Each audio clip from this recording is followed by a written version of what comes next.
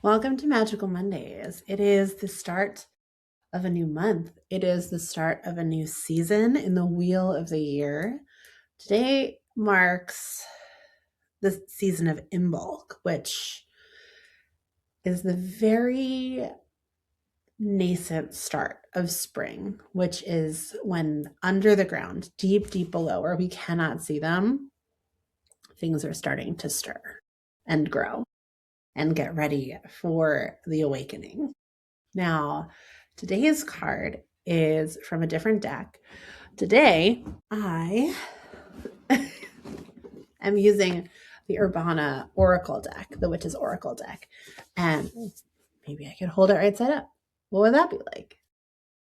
This is one that I am always drawn to when I feel like getting more in touch with nature, more in touch with kind of the animism of the world around us. And I actually drew today's card earlier for us. If you want the full reading, if you like to read instead of watch or listen, you can find all of this on my free email, Magical Mondays, where every Monday I draw a card for us. I interpreted it through the lens of the collective. And because I'm a witch, but I'm also a life coach, I give you practical and magical tools to live into alignment with this reading. So today our card is the Chestnut. And the message of this card is really beautiful when you look at it in through the lens of what day it is, what season it is, because it reminds us that just because the trees are bare and barren and all you can see is maybe like a couple of little old seeds that didn't drop from last year, the pine cones, or looking out my window, seeing the little seeds of the rose of Sharon that haven't dropped yet. Everything looks empty, everything looks bleak. And if you're in the Northeast, everything is covered in mountains of snow. But the growth is there. The spring is coming, and there's almost nothing you can do about it. The other thing that we see in this picture is the antlers, right? Remember that male deer, they lose their antlers in the winter and they grow back in the spring.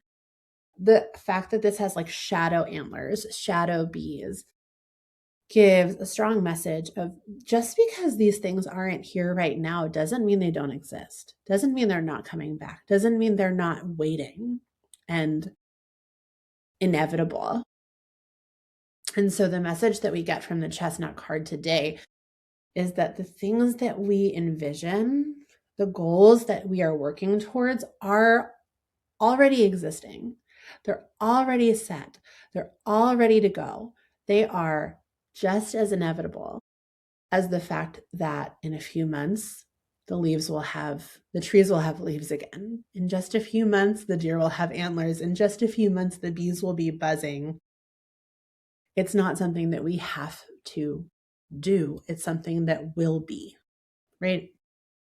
The wisdom of this card is asking us this week to align with the inevitability of what we want. So this is a big manifesting week.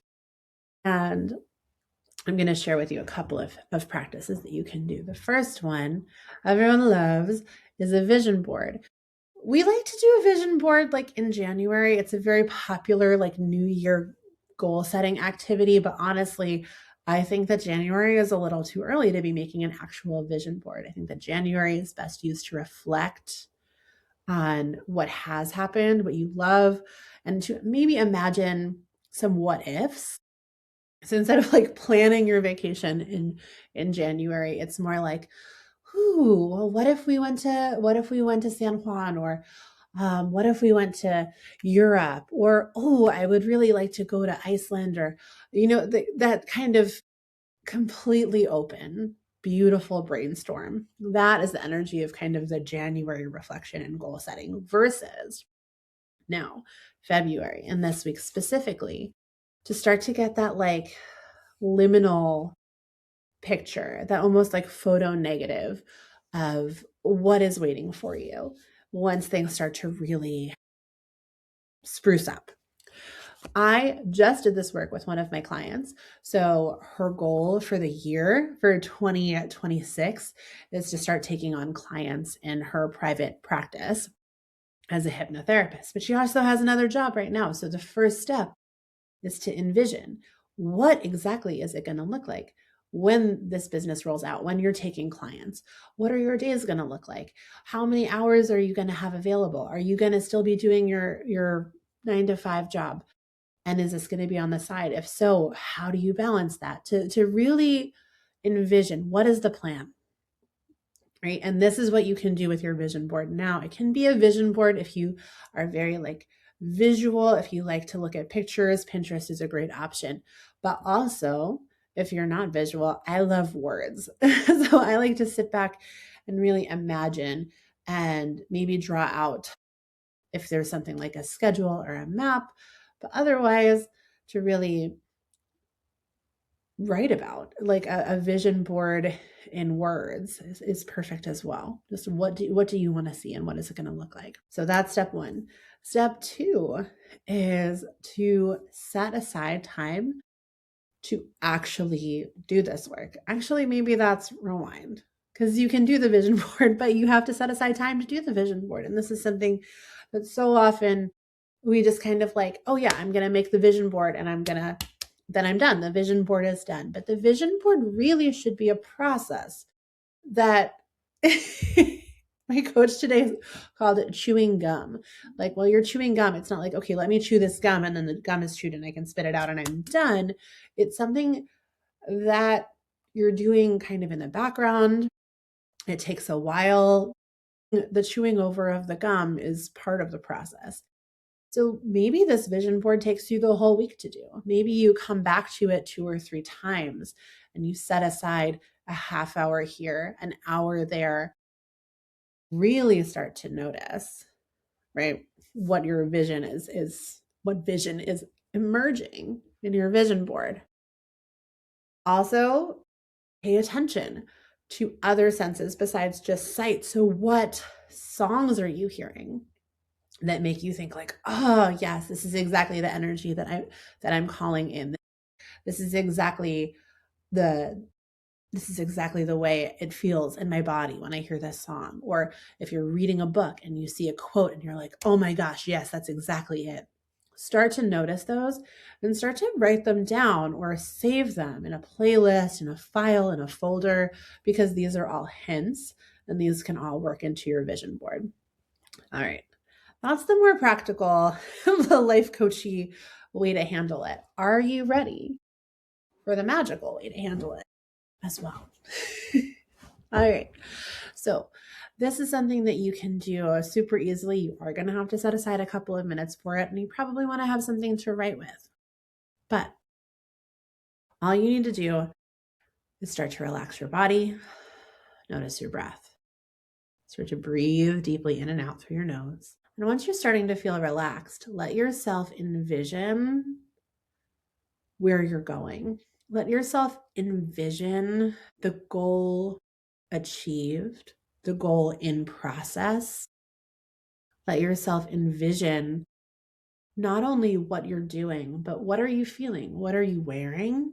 What are you hearing? What are you seeing? Who's with you? Let yourself really imagine and daydream this vividly all around you. Let yourself sit in that and just resonate with the energy. Notice how it feels in your body and notice how connected you feel to it. And it might start off the same way that the antlers look in the picture. It might start off a little fuzzy or dark or dim or blurry, just as if it was maybe pretty far away, almost a mirage.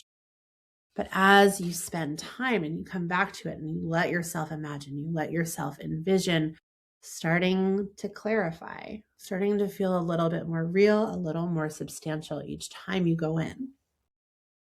Let yourself sit in this energy and align with it for as long as you need.